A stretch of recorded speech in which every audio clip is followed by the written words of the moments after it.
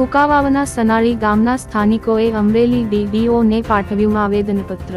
સનાળી ગામના મંદિરની પૂર સંરક્ષણ દિવાલ અંગે પાઠવાયું આવેદનપત્ર। ટેન્ડર મંજૂર થયું હોવા છતાં પૂર સંરક્ષણ દિવાલ ના બનતા સ્થાનિકોએ પાઠવ્યું આવેદનપત્ર। એજન્સી નક્કી થઈ ગઈ હોવા છતાં મંદિરની પૂર સંરક્ષણ દિવાલ બનતી નથી। રાજકીય કિન્નાખોરીથી પૂર સંરક્ષણ દિવાલ બનતી ના હોવાનો આક્ષેપ। સૌરાષ્ટ્ર ન્યૂઝ જયેશ લીંબાણી, અમરેલી।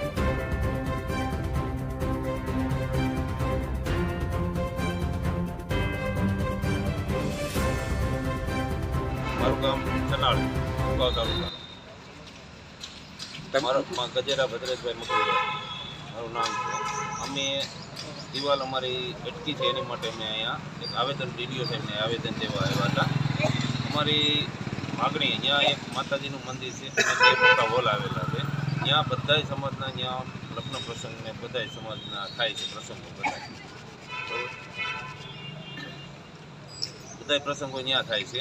એટલે અમારી દિવાલને વર્ષ 2019માં માગણી હતી અને 2019 અને અત્યારે જે કુંવરજીભાઈ બાવળિયાની હિસાબે 2 વર્ષથી પ્રયત્ન કરતા અમારી અત્યારે મંજૂર થયેલી છે। વર્ક ઓર્ડર અપાઈ ગયેલો છે, એજન્સી પણ ફિક્સ થઈ ગયેલી છે, અમારા અડધા પાયા ખોદાઈ ગયેલા છે, છતાં અમારી રાજકીય કિન્નાખોરીના હિસાબે અમારે અત્યારે અમારી દિવાલ ત્યાં કરવા નથી દેતા।